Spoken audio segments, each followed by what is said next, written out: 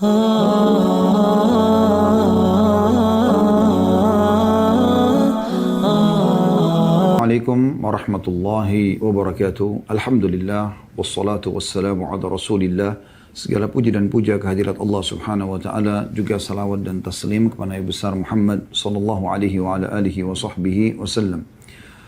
Ketemu lagi teman-teman sekalian dalam majelis ilmu kita, walaupun online, semoga dengan keikhlasan, dengan ketulusan dan mengharapkan ridha Allah Subhanahu wa taala, ini semua dicatat pahala yang sempurna dan bisa menjadi ilmu yang bermanfaat. Allahumma amin.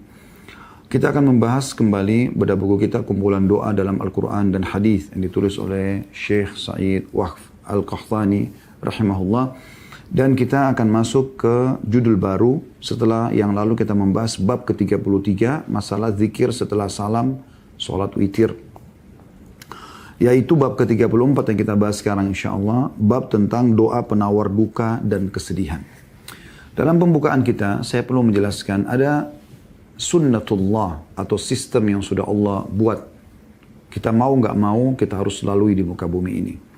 Dan umumnya berpasang-pasangan, ya, seperti misalnya adanya masa muda dan masa tua, adanya sehat dan ada sakit, ada lapar, ada kenyang, ya, ada senang, ada sedih, ya. Ada laki-laki, ada perempuan, ya, ada malam, ada siang. Semua ini berpasang-pasangan. Begitu juga ada hidup, ada mati, ada dunia, ada akhirat, dan ada surga dan neraka nanti di sana.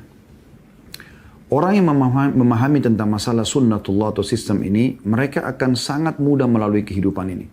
Karena mereka menyadari, di saat mereka muda, mereka akan tua satu waktu. Jadi di masa tua itu, mereka bisa menerima.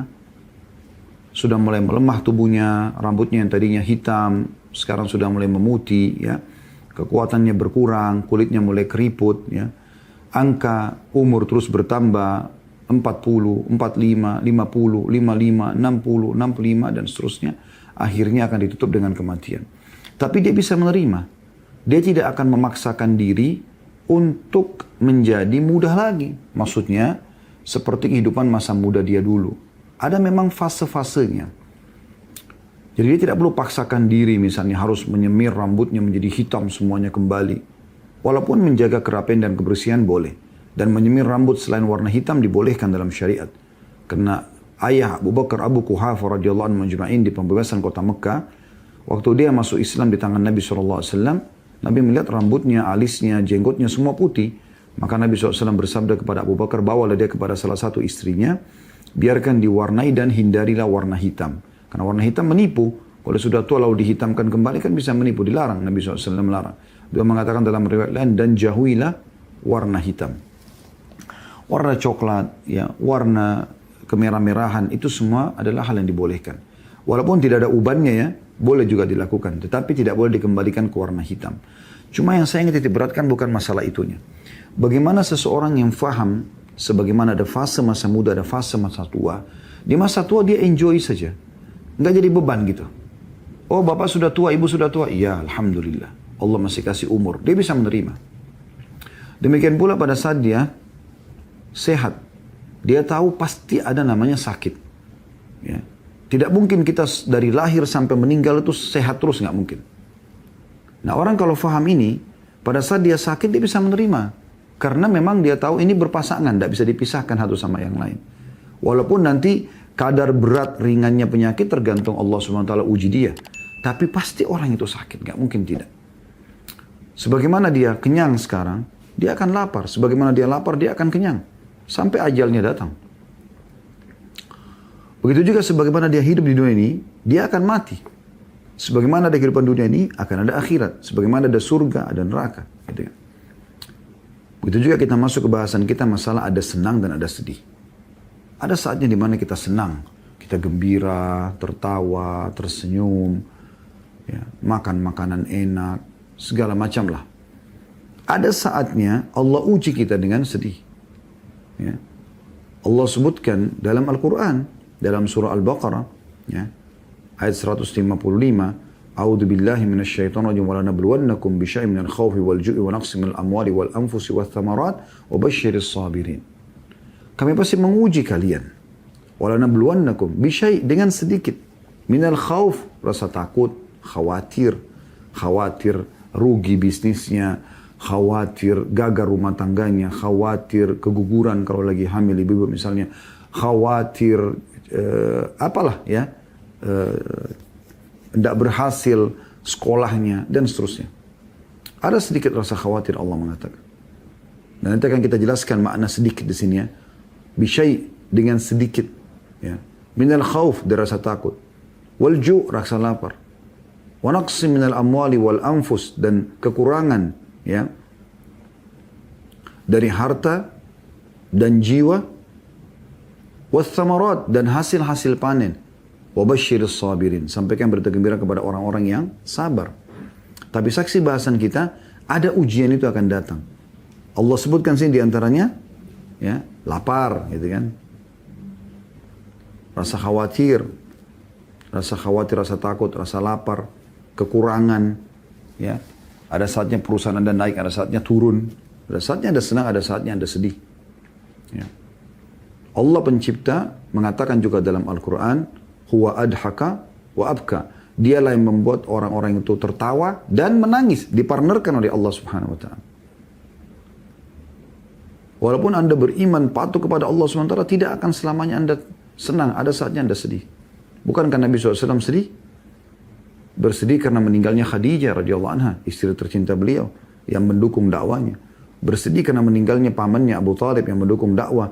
Sampai dikenal di tahun 10 Hijri, di tahun 10 masa kenabian di Mekah, dari 13 tahun fase di Mekah berdakwah, ya, itu dikenal dengan di tahun ke-10-nya itu pada saat meninggal Khadijah dan Abu Talib. Ya, dikenal dengan Amul Huzun, tahun kesedihan. Nabi SAW melalui itu. Beliau sedih. Ya. Kemudian meninggalnya anak-anak laki-laki beliau SAW, yang beliau berharap bisa jadi penerus generasi beliau. Meninggalnya Qasim, anak pertama. Kemudian meninggal Abdullah menyusul. Semua masih kecil. Kemudian dikaruniai lagi anak yang ketiga, perempuan, laki-laki, Ibrahim, meninggal juga. Dikaruniai 4 anak perempuan, meninggal 3 di masa hidup beliau sallallahu alaihi wasallam.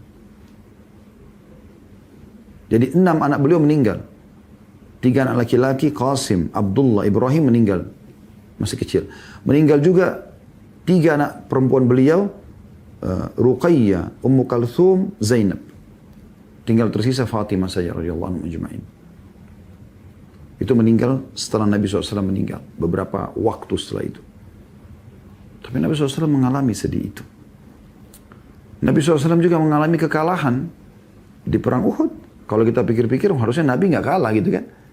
Tapi Allah mengatakan watilkal ayyamu nudawiluha bainan nas. Begitulah hari-hari kami putar di antara manusia. Ada saatnya mereka senang, ada saatnya mereka sedih, ada saatnya mereka di atas, ada saatnya mereka di bawah. Ada saatnya mereka sakit, ada sehat, ada saatnya mereka sakit. Fahami ini teman-teman sekalian, ini sunnatullah. Dengan begitu, manusia menyadari bahwasanya dia makhluk. Di saat-saat genting kita butuh kepada penopang kita. Siapa yang akan menolong kita? Di saat kita sudah bicara sama dokter, dokter cuma mengatakan kami akan berusaha maksimal. Di saat kita lagi terlirutan, kita bicara sama teman-teman, mereka hanya mengatakan, saya coba carikan bantuan. Di saat lagi ribut rumah tangga Anda ingin sekali ada yang menengahi, mereka cuma bisa berusaha. Nah Allah sang pencipta menjadikan itu supaya Anda kembali kepadanya. Andai saja setiap orang di antara kita memahami teman-teman sekalian, setiap ada cobaan datang, sebenarnya bentuk kasih sayang Allah kepada dia agar dia kembali kepada Tuhannya dan dia tidak komunikasikan sama manusia terlebih dahulu, tapi langsung kepada Tuhannya. Dia wudu, dia sholat, di atas sejadah, dia mohon kepada sang pencipta Allah sambil berdoa kepadanya, maka Allah akan datangkan orang-orang yang tepat yang membantu dia dalam permasalahannya itu. Cuma sayangnya teman-teman sekalian, kita tidak faham masalah ini. Kita lebih banyak larinya kepada manusia dulu. Sakit dokter dulu. Psikiater dulu. Ya. Atau para psikolog dulu. Ya. Para orang-orang yang kita anggap bijak dulu untuk memecahkan rumah tangga kita misalnya. Permasalahan rumah tangga. Tidak kepada Allah Subhanahu wa ta'ala. Akhirnya kita bisa ketemu orang tepat, bisa ketemu orang yang tidak tepat. Coba Anda kembali kepada hal yang tepat, yaitu kembali kepada Tuhan Anda, Allah Subhanahu wa Ta'ala. Karena kalau kita sedang ada nikmat, teman-teman sekalian, yang ciptakan kita siapa? Allah. Yang ciptakan nikmat itu Allah. Yang bisa mempertahankan Allah. Kalau kita lagi ada musibah, yang ciptakan kita Allah. Yang ciptakan musibah itu Allah. Yang bisa mengangkatnya hanya Allah. Dan ini semua hal yang harus difahami sebagai pondasi dasar dalam bahasan kita. Nah, kemahamurahan Allah Subhanahu wa Ta'ala, Dia menyiapkan untuk kita perangkat-perangkat dalam menghadapi cobaan tersebut. Supaya kita bisa melaluinya. Selain Allah berikan kita akal untuk bisa berpikir, Allah berikan kita hati nurani untuk merenung, Allah juga berikan di sekitar kita perangkat. Kalau kita perhatikan baik-baik, ada banyak. Seperti misalnya kita sakit, ada obat-obatan, ada dokter, ada masalah. Ada orang-orang juga yang menghadapi masalah seperti kita. Kemudian ada juga mungkin orang yang bisa kita konsultasi atau komunikasi sehingga dia memberikan solusi-solusi minimal ide. Ada juga orang yang memberikan kita jalan keluar, cukup banyak. Berapa banyak di antara kita yang pernah terlilit utang lalu ada yang lunaskan utangnya. Dia sakit, kemudian dia cocok dengan dokter dan resepnya, kemudian dia sembuh. Dihadapi masalah rumah tangga lalu terpecahkan, saling memaafkan, kemudian akur kembali. Belum punya anak, lalu konsultasi dengan dokter cocok, lalu kemudian hamil dan punya anak, dan seterusnya. Ya. Nah, Allah memberikan kepada kita solusinya, ya, kembali kepada Dia dulu. Itu yang pertama. Kembali kepada Allah Subhanahu wa Ta'ala. Coba resep ini teman-teman, sederhana sekali. Masalah apapun, kembali kepada tadi surah Al-Baqarah 155, akhir ayatnya, wabashiris sabirin. Kalau ada masalah Anda hadapi, sampaikan berita gembira kepada orang-orang yang sabar. Siapa orang yang sabar itu ya Allah? Allah mengatakan di 156-nya. Lanjutannya langsung ya. Alladzina idza asabathum musibatun qalu inna lillahi wa inna ilaihi raji'un. Yaitu orang-orang yang kalau ditimpa musibah, mereka ketemu temannya, konsultasi sama atasannya, ya, ke dokter, enggak. Mereka langsung kembali kepada Tuhannya. Mereka mengatakan, sesungguhnya kami milik Allah dan kami akan kembali kepada Allah. Apa kata Allah SWT? Ulaika alaihim salawatu min rabbihim wa rahmah. Mereka lah orang-orang yang akan mendapatkan salawat, solusi dari Allah ini, rahmat Allah. Ulaika alaihim salawatu min rabbihim wa rahmah wa ulaika humul muhtadun. Dan mereka lah orang yang mendapatkan petunjuk yang benar. Nanti Allah datangkan obat yang cocok, dokter yang cocok, peminjam modal yang cocok, ya, dan seterusnya. Nah, ini poin yang perlu kita pahami di awal sekali bahasan kita. Nah, salah satu yang Allah ajarkan kepada kita pada saat kembali kepada Dia, selain mengucapkan tadi kalimat istirja namanya, inna lillahi wa inna ilaihi raji'un. Kami milik Allah, kami akan kembali kepada Allah. Ya. Dalam ayat Al-Quran tadi, Al-Baqarah 156. Di dalam hadis Nabi SAW, Nabi tambahkan doa ini dengan sebuah kata atau beberapa kata, ya. Allahumma ajurni fi musibati wa khlif li khairan minha. Allahumma ajurni, setelah mengatakan inna lillahi wa inna ilaihi raji'un, kami milik Allah, kami akan kembali kepada Allah. Allahumma ajurni, ya Allah berikanlah aku pahala fi musibati, dalam musibahku ini. Wa khlif li khairan minha, dan gantikan aku yang lebih baik daripadanya. Kata Nabi SAW, maka Allah akan ganti kesedihannya, permasalahannya jadi kegembiraan. Berarti kan ada solusi dalam syariat. Tapi ingat, kembali kepada Allah. Sekali lagi, kembali kepada Allah. Jangan jadikan Allah nomor 30, teman-teman sekalian. Ini cuma istilah bahasa saya supaya mudah difahami. Dia terus ikhtiar dari dokter ke dokter, nanti kalau sudah mentok dokter semua angkat tangan, baru sholat tahajud. Allah terakhir. Coba sebelum ke dokter, berdoa sama Allah. Allah akan datangkan dokter yang cocok buat Anda. Ini poin perlu digarisbawahi, teman-teman sekalian. Kembali kepada Allah. Saya pernah membaca kisah seorang dokter spesialis, ya, dari India atau dari Pakistan gitu kisahnya, ya, saya lupa. Namanya pun disebutkan dalam salah satu buku yang pernah saya baca. Tapi kisah nyata, ya, orang ini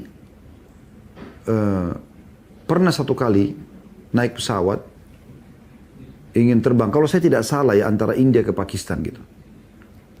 Tapi di tengah penerbangan, badai, dan dipastikan pesawat tidak bisa melanjutkan perjalanan. Kalau dipaksakan ini bisa berbahaya, tidak nampak apa-apa.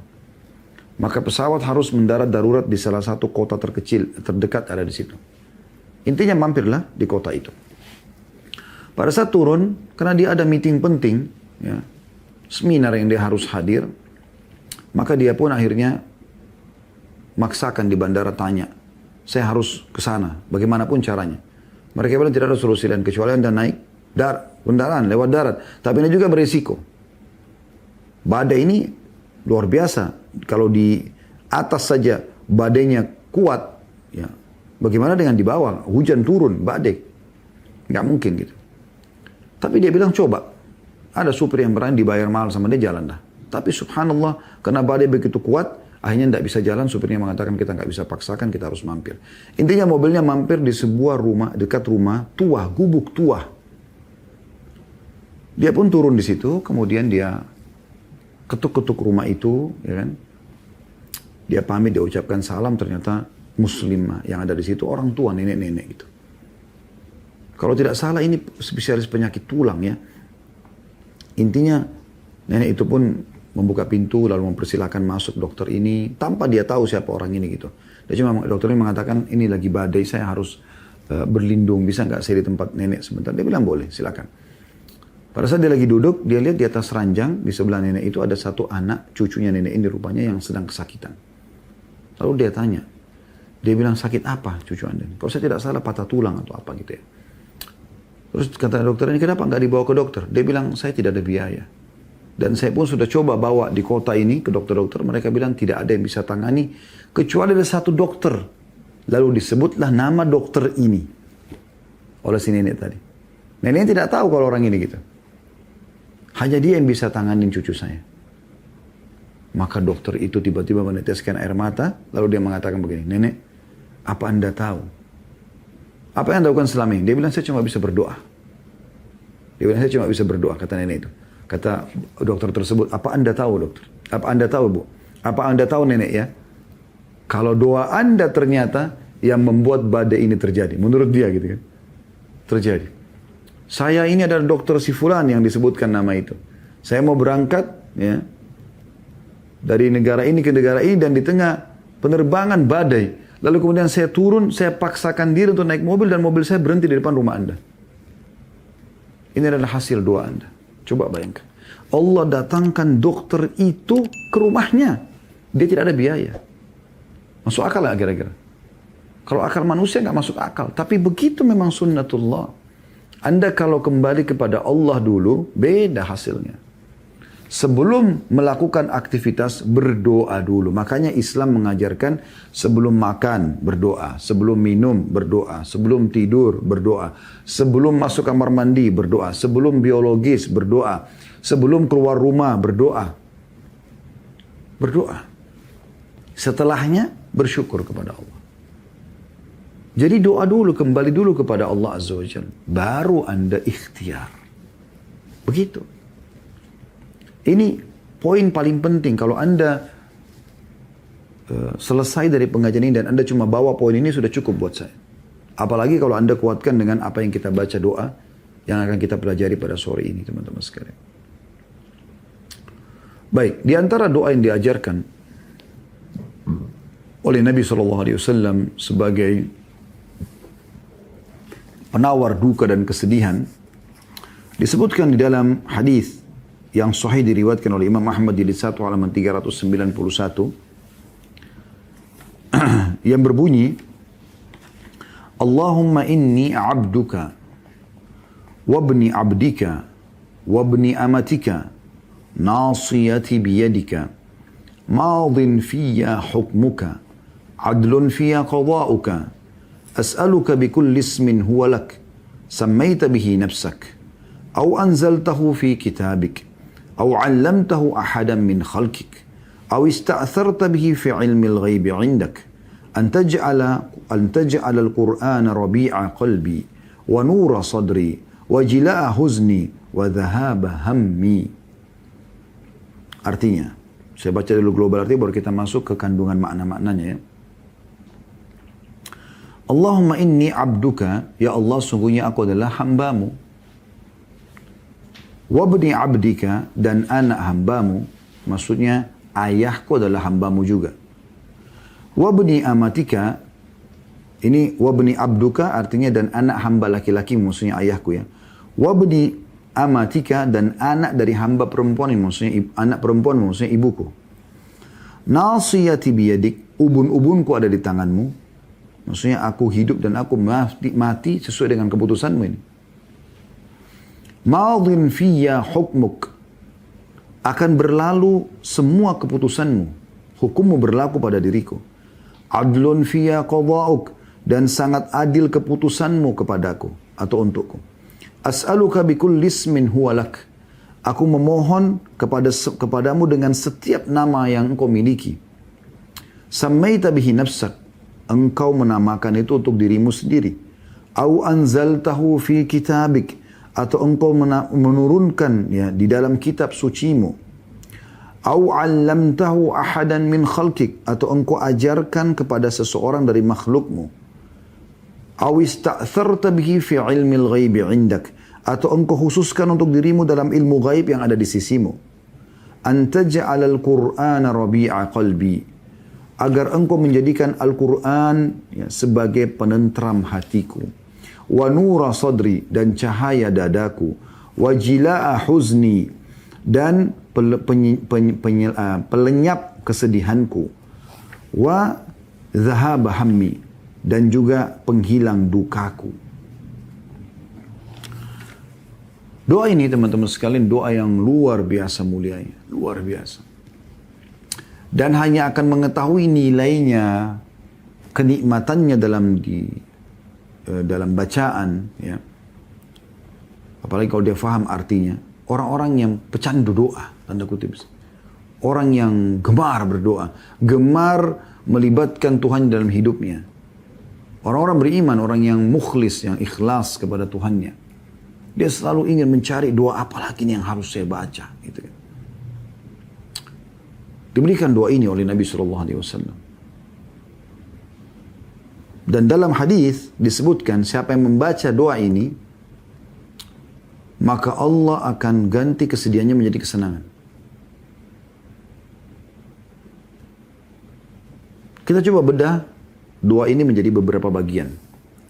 Bagian pertama tentang masalah pengikraran keberadaan Allah dan kemahakuasaannya terhadap diri kita. Yaitu, mulai dari potongan Allahumma inni abduka. Ini penundukan. Kita menundukkan diri kita. Ya Allah, sungguhnya aku adalah hambamu. Hamba. Hamba itu berarti full dimiliki oleh tuannya. Aku adalah hambamu. Kemudian wabni abdika, dan anak dari hamba laki-lakimu, maksudnya ayahku. Aku pun berasal dari hambamu juga, dari sperma hambamu. Wabni amatika, aku juga berasal dari rahim, keluar dari rahim hamba perempuanmu, ibuku. Nasiyati biyadik, ubun-ubunku ada di tanganmu. Ini berarti menandakan ruh kehidupan kita ada di tangan Allah. Ini sejalan dengan makna hadis tentang kalau seseorang akan meninggal dunia, semoga Allah tutup kita dengan husnul khatimah. Allah ganti semua amal-amal soleh, amal buruk kita menjadi pahala, dan Allah terima semua pahala amal soleh kita. Allahumma amin. Kalau orang mukmin akan meninggal dunia, akan duduk bersama atau ada datang kepadanya 3 sosok malaikat. Di kiri kanan dia, malaikat rahmah, kasih sayang, membawa kain kafan dari surga. Di ubun-ubun kepalanya, malaikat maut yang akan mencabut ruhnya. Yang berkata, hai jiwa yang baik, kembalilah kepada rahmat Tuhanmu. Jadi ubun-ubun ini memang sumber kehidupan, dicabut ruh di situ. Kalau tidak, malaikat maut tidak akan berdiri dari situ. Dan ini maknanya juga, nasiyati biyadik, artinya kehidupanku ini sekarang, aku bisa hidup begini, aku bisa berdoa begini, aku bisa memohon kepadamu begini, karena aku ya, dihidupkan oleh engkau. Ubun-ubunku engkau yang pegang, ya Allah. Itu juga dalam salah satu zikir ya, yang dibaca di pagi petang tentang masalah kita berlindung dari semua hal-hal yang buruk, ya, yang Allah memegang ubun-ubunnya, gitu kan. Artinya kehidupannya. Kalau tidak salah kita pernah pelajari juga itu tentang kita berlindung kepada Allah dari keburukan, dari semua yang Allah ciptakan, yang Allah memegang ubun-ubunnya. Ya, seperti itu kurang lebih. Baik, kemudian madhin fiyya hukmuk. Peraturanmu, keputusanmu pasti akan berlalu pada hidupku. Artinya, sekarang ini aku lagi sedih, karena ini kan dua pelebur sedih ya. Ini karena keputusanmu, aku tahu itu. Aku terima itu. Itu maknanya. Ya. Madhin fiyya hukmuk artinya ini pasti berlalu. Aku terima atau tidak terima, tetap akan berlalu. Dan ini yang sangat difahami oleh Umar bin Khattab radhiyallahu anhu dikala beliau berkata, orang yang ditimpa musibah ada dua. Dua orang, dua contoh. Yang pertama, yang bisa menerima keputusan Allah itu. Dengan lapang dada, seberat apapun. Meninggal orang yang dicintai, bangkrut usahanya, ada orang yang ganggu dia, apa saja. Dia terima. Maka dia akan mendapatkan pahala, dia akan mudah melaluinya, dan dia akan dapat solusinya. 3 hal. Kalau Anda menerima itu sebagai keputusan Allah, ini nggak mungkin orang ini ganggu saya, tidak mungkin orang saya ini hilang, tidak mungkin saya sakit, kecuali memang Allah ingin menguji saya. Di situ pikirannya. Kita berpikir, oh Allah lagi uji saya. Sebagaimana Allah berikan saya nikmat, Allah juga akan uji saya. Di nikmat saya bersyukur, di sini saya bersabar, di cobaan. Nah itu.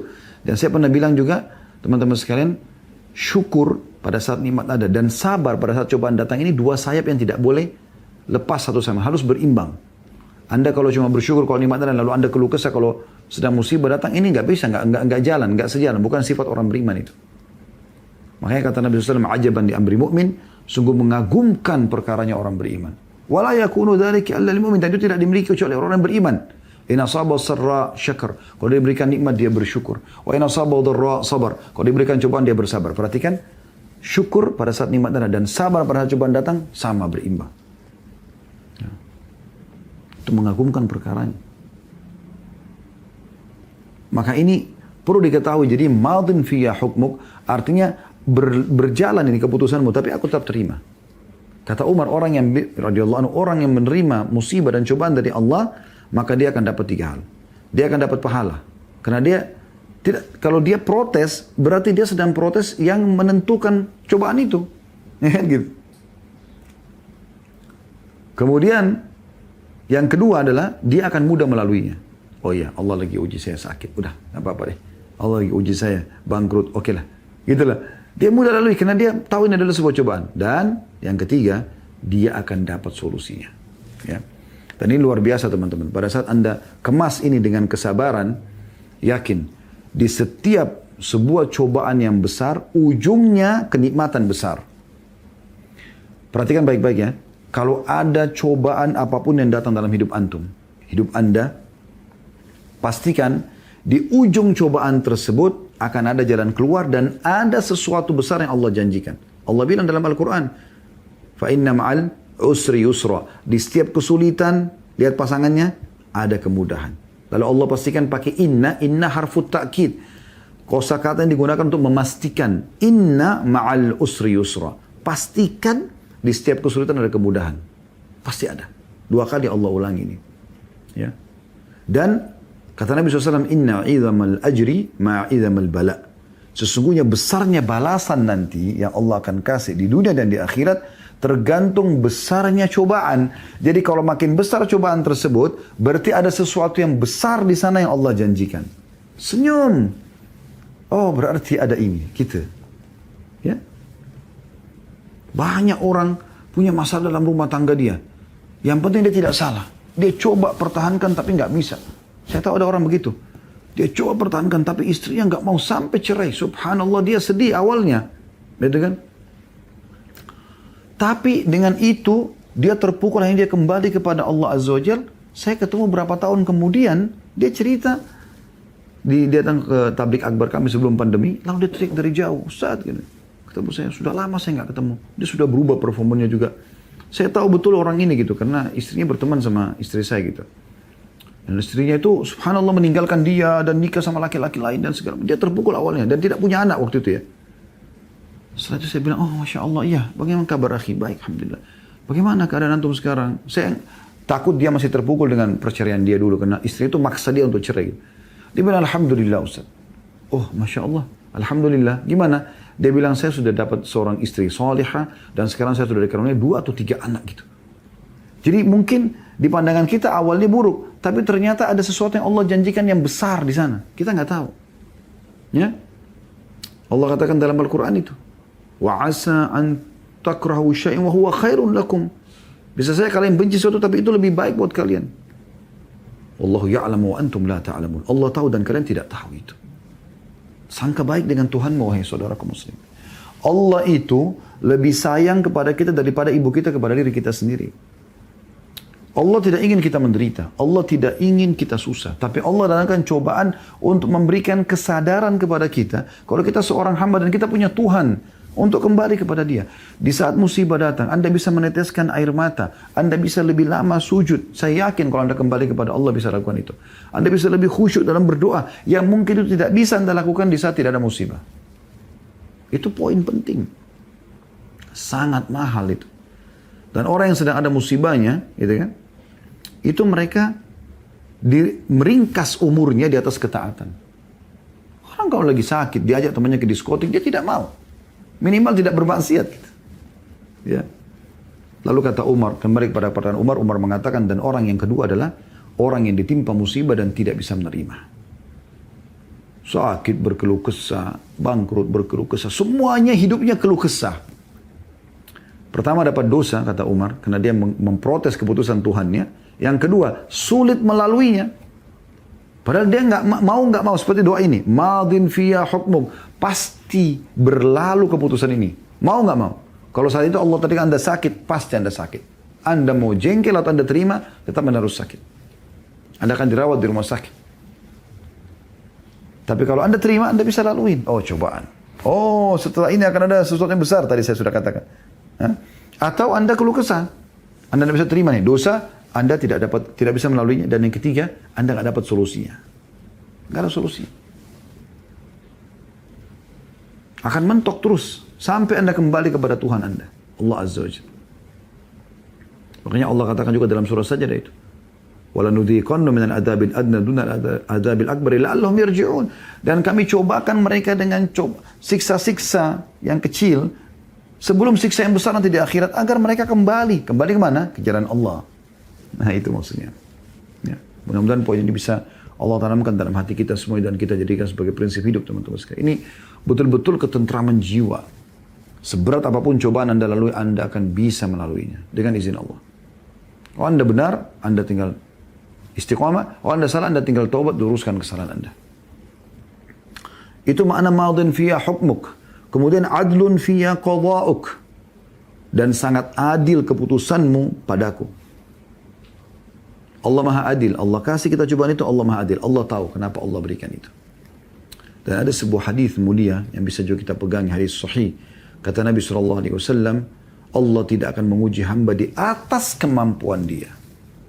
Al-Quran mengatakan, la yukallifullah nafsan illa us'aha. Allah tidak akan bebankan hamba di atas daripada kemampuannya. Allah ajarkan juga kita, di akhir surah Al-Baqarah, Rabbana wa la tuhammilna ma la taqata lana bi. Ya Allah, jangan korbankan kami di atas kemampuan kami. Allah sudah tahu itu, makanya Allah jadikan sebagai doa kita di akhir surah Al-Baqarah. Jangan bebankan kami di atas kemampuan kami. Memang tidak mungkin Allah kasih di atas kemampuan. Artinya semua cobaan kita, Allah sudah tahu. Allah dengan Maha Adil. Orang ini mampu melaluinya. Orang ini dengan cobaan ini. Orang ini dengan cobaan ini. Ada coba di harta, ada coba di keluarga, ada coba di mertua, ada coba di ipar, ada coba di anak, ada dicoba segala macam.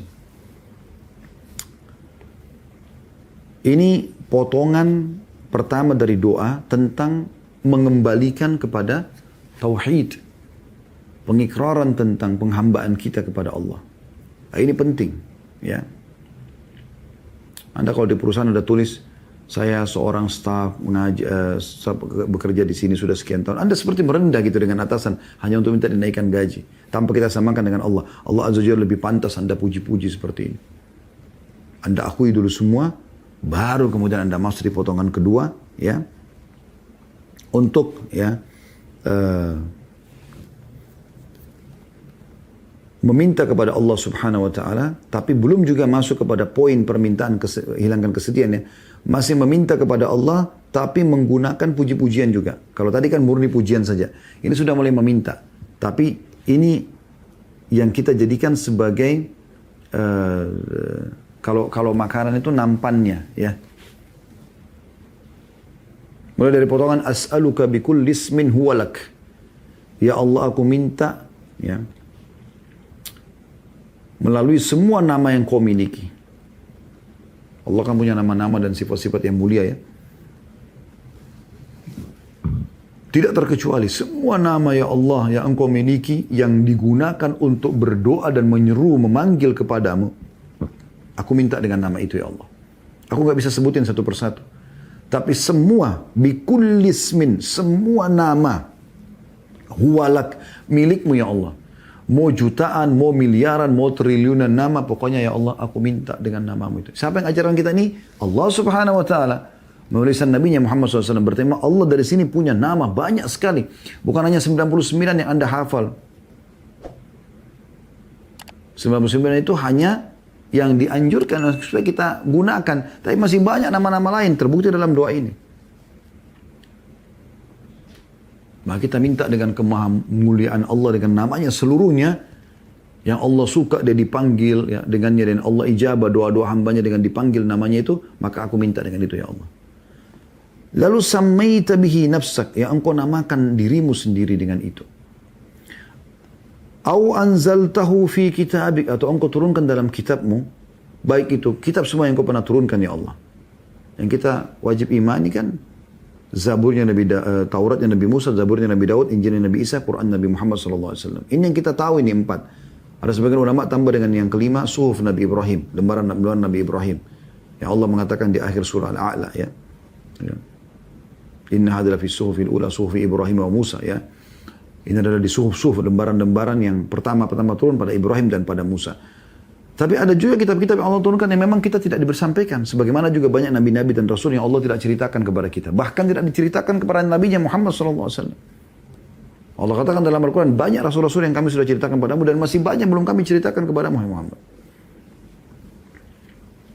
Sampai setelah Nabi SAW menceritakan tentang kasus pertemuan antara Nabi Musa dan Nabi Khidir alaihissalatu wassalam, kata Nabi Muhammad SAW, andai saja Musa, semoga Allah merahmati Musa. Andai Musa tidak banyak protes Khidir, kita akan banyak mengetahui tentang mukjizat Allah pada Khidir.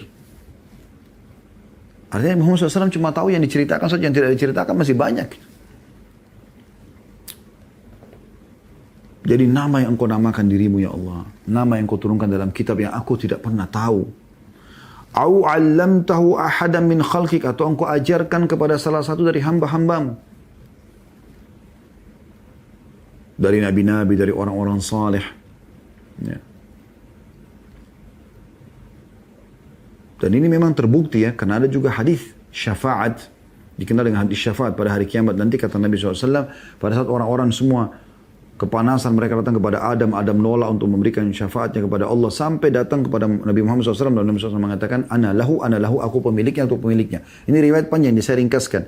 Lalu kata Nabi SAW, aku pun datang ke bawah arsy-Nya Allah, singgasana Allah, lalu aku sujud. Dan pada saat itu Allah membukakan untukku puji-pujian yang belum pernah diajarkan untuk hamba-hambanya sebelumnya. Berarti Allah mempunyai banyak nama-nama yang mulia. Tapi di sini sudah diringkaskan semuanya luar biasa gitu, ya. Tidak tertinggal satu pun. As'aluka bikulli ismin huwalak, aku minta dengan namamu semuanya ya Allah. Ya, sammaita bihi nafsak, engkau namakan dirimu sendiri. Au anzaltahu fi kitabik, atau engkau turunkan dalam kitabmu, kitab manapun termasuk selain Al-Qur'an. Au 'allamtahu ahadan min khalqik, atau engkau ajarkan kepada hamba-hambamu. Mungkin diajarkan kepada manusia, mungkin diajarkan kepada jin, mungkin diajarkan kepada malaikat, mungkin kepada hewan. Hewan-hewan juga bertasbih memuji Allah. Kita tidak tahu. Aw ista'tharta bihi fi 'ilmil ghaibi 'indak, atau engkau menyimpan khusus di ilmu ghaib yang hanya kau yang tahu ya Allah. Ini semua permohonan ya, yang diikutkan dengan pujian kepada Allah. Belum minta kepada hajat kita. Kalau awal tadi kan semua pengikraran penghambaan. Belum ada meminta, tapi di sini ada as'aluka bikulli ismin, aku minta dengan namamu, bertawassul dengan nama-nama Allah SWT. Dan ini maknanya sangat dalam. Juga diambil dari potongan teman-teman, au 'allamtahu ahadan min khalqik. Di sini ada faedah penting juga, yaitu kalau seseorang terbiasa berdoa kepada Allah, akan beda kondisinya dengan orang yang tidak terbiasa berdoa. Kalau Anda tidak biasa berdoa antara azan dan iqamah, Anda tidak menjadikan itu sebagai sesuatu yang penting dalam hidup Anda, tidak khususkan doa di sepertiga malam, pada saat hujan turun tidak khususkan doa, tidak saat musafir jalan saja tidak pernah berdoa. Misal contoh, maka beda antara Anda dengan orang yang selalu kejar doa. Orang yang selalu kejar doa ini Allah akan mudahkan lisannya mengucapkan kalimat-kalimat yang mungkin dia tidak pernah terfikir sebelumnya. Coba Anda praktekin. Anda mulai sekarang berikrar, saya mulai berdoa kepada Allah. Minimal antara azan iqamah aja deh, sehari berarti 5 kali. Khusus, pokoknya dengar azan, habis azan, baca doa, habis azan langsung berdoa kepada Allah. Walaupun cuma 1-2 menit, rutinkan. Seminggu misalnya. Nanti doa-doa yang Anda baca, Anda coba baca maksimal apa yang Anda ingat. Nanti minggu depan atau bulan depan, Anda akan terfikir untuk baca doa yang lain. Yang mungkin belum terlintas di benak Anda sebelumnya. Dan ini terjadi pada hampir semua ibadah ya. Kalau Anda terbiasa sholat malam, Anda awal lakukan beda dengan Anda kalau sudah rutin lakukan. Kalau Anda sudah rutin lakukan, Anda akan muncul ide-ide di ibadah itu sendiri. Tadinya Anda cuma baca 1 ayat 1 rakaat atau 2 ayat. Nanti Anda akan mulai baca 10 ayat. Nanti akan Anda baca 100 ayat. Nanti akan Anda baca 1000 ayat per rakaat. Bisa saja. Uthman bin Affan mengkhatam 30 juz di rakaat terakhir witirnya. Kalau Anda mengatakan bagaimana caranya? Tidak masuk akal Anda karena Anda belum pernah melakukan itu. Kalau Anda sudah melakukan banyak ibadah, Allah berkahi, nanti akhirnya Allah akan kasih kesempatan. Dan seterusnya. Potongan terakhir dalam, atau 2 potongan terakhir ya. Potongan terakhir tepatnya lah dari doa kita ini adalah mulai antaj'alal Qur'ana rabi'a qalbi. Ini permintaannya teman-teman. Agar engkau menjadikan Al-Quran sebagai penghibur hatiku. Ya.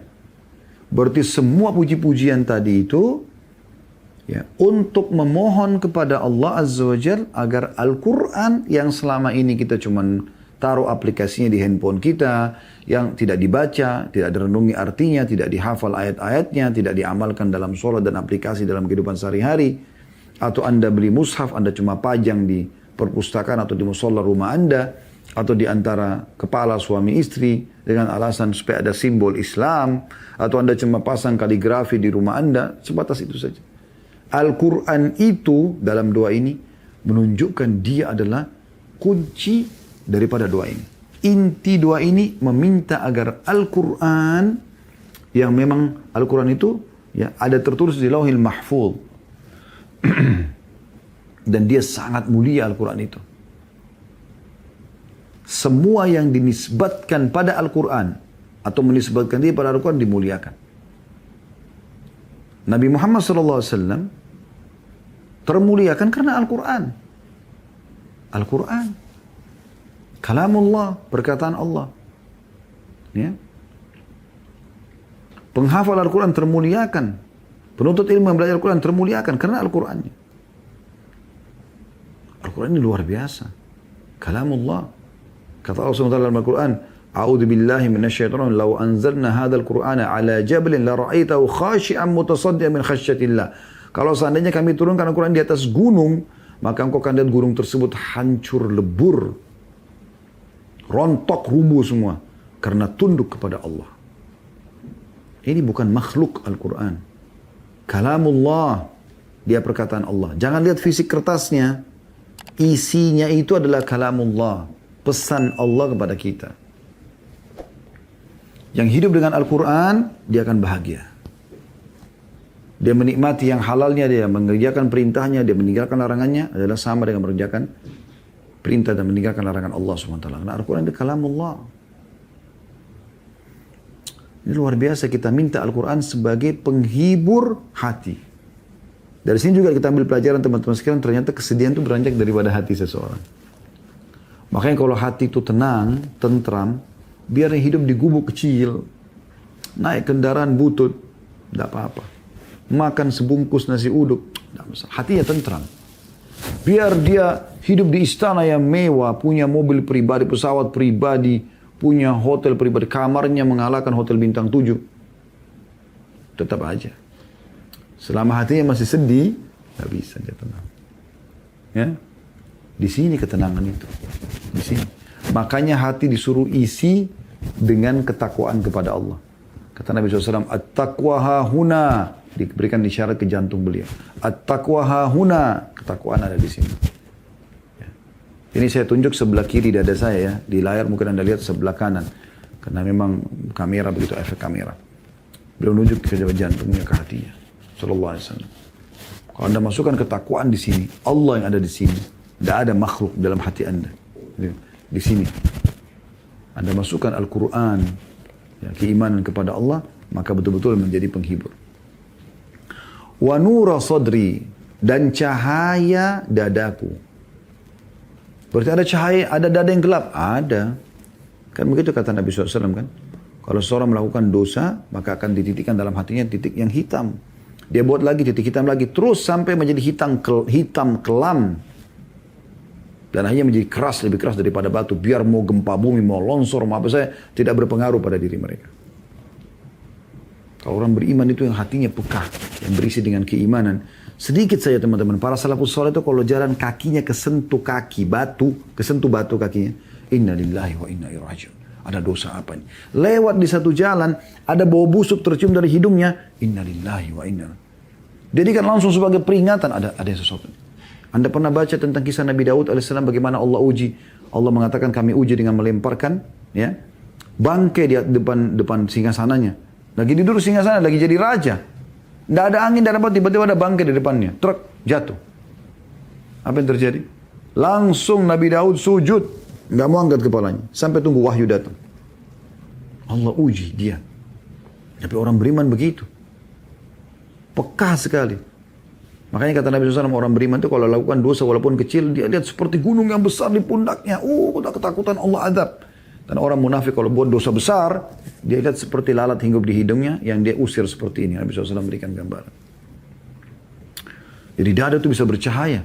Sebaliknya kalau orang tak berbuat dosa, kalau orang buat amal soleh maka ada titik cahaya yang terang.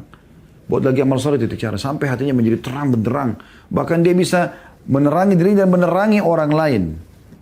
Karena besarnya cahaya dalam hatinya, dalam dadanya. Kemudian wajila'ah huzni, ya. Dan juga ya, pelenyap kesedihanku. Jila, penghapus, penghilang, lenyap total kesedihanku ini. Gak ada beban. Kalau manusia hanya bisa menghibur Anda sebentar. Selama Allah belum angkat kesedihan tersebut, Anda pulang, Anda sumpek lagi. Dari rumah teman, dia sudah besarkan jiwa Anda segala macam. Dari konsultasi ke seorang psikolog.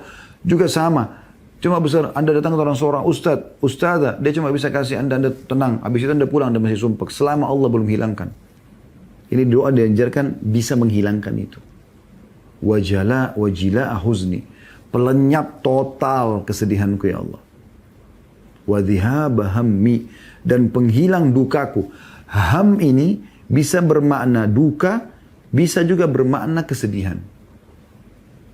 Ham. Ada dua istilah dalam bahasa Arab ya, ham dan gham. Dua-duanya ini kesedihan. Ya. Biasanya kalau dia dari dirinya ya, atau dari orang lain, sama. Penyebabnya apapun, maka dia sedih di situ. Nah ini teman-teman sekalian, doa yang kita pelajari pada kesempatan ini. Masih ada doa satu lagi tentunya. Tapi kita tidak selesaikan pada kesempatan ini. Kita akan coba buka pertanyaan. Dan kita akan bahas insya Allah lanjutannya di pertemuan akan datang. Masih di bab yang sama ya.